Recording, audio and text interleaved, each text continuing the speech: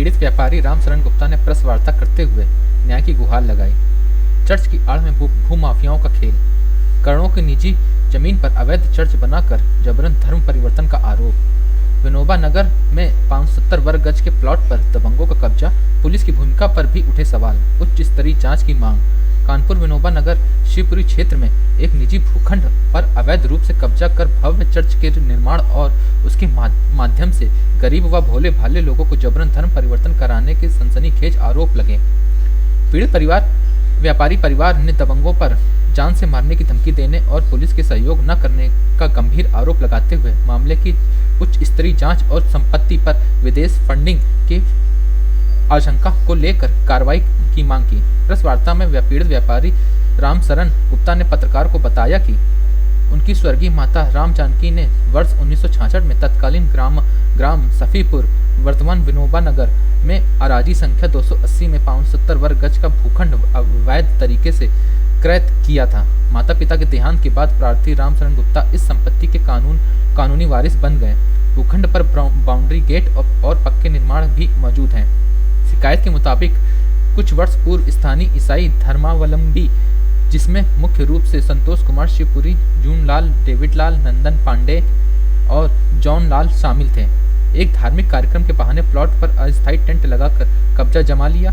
विरोध करने पर उन्होंने कार्यक्रम समाप्त होते हुए कब्जा हटाने का वादा किया, जिस पर प्रार्थी रामशरण गुप्ता ने भरोसा कर लिया।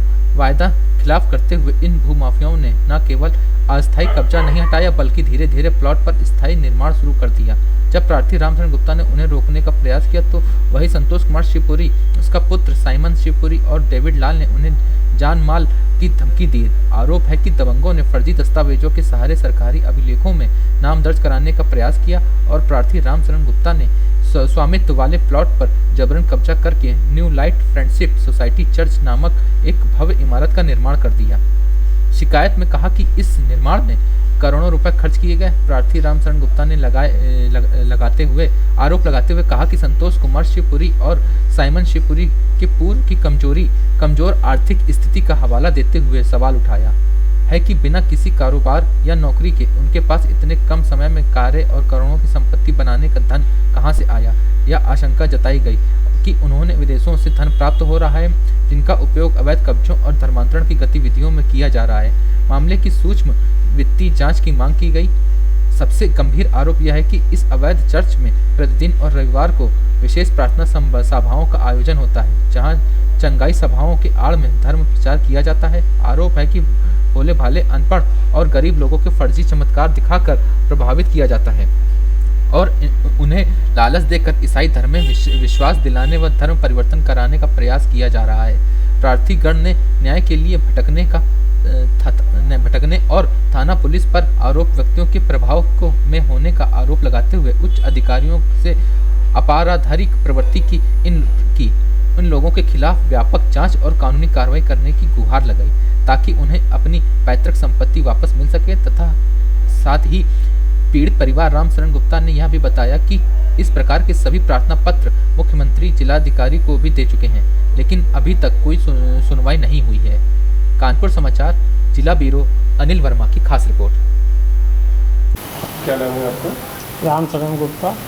क्या मामला है? हमारी ज़मीन पड़ी थी, माता जी के नाम ने 1966 में खरीदी थी ज़मीन को। उस पर अभी कुछ दिन पहले ईसाई भाइयों ने और वहाँ के अगल बगल रहने वालों ने उन्होंने पूरी ज़मीन पर कब्जा करके उसको निर्माण कार्य करवा रहे हैं। निर्माण कार्य करवा रहे हैं, इसकी शिकायत आपने? इसकी मैंने शिकायत की माननीय श्री मुख्यमंत्री जी को की, पुलिस आयुक्त को की, जिलाधिकारी की। उस पर जांच जाती है, थाना चकेरी के पास खाली देखने जाते हैं, फिर उसके बाद कहते हैं ये सब कुछ मैं नहीं कर पाऊँगा, ये आप कोर्ट से लड़िएगा। ये वहाँ से मुझको जवाब मिलता है। कई बार मैं जा चुका हूँ थाना चकेरी। कितने समय पहले आपने शिकायत की थी? हमने मार्च में की थी मुख्यमंत्री जी को, पुलिस कमिश्नर को भी की 29 नौ को 25 को। क्या आश्वस्त किया है उन्होंने आपको? उन्होंने कहा मैं दिखवा लूँगा। आप क्या मांग करते हैं? हम मांग ये करते हैं कि मेरी ज़मीन ये खाली करा करके दे देंगे। जमीन आप जब मांगी थी उन्होंने तो क्या के लिए थी आपसे बोलते कि हमको कुछ दिन के लिए दे दो, मैं कोई फंक्शन कर रहा हूँ, कितनी जगह थी वो? तो 570 हो गए।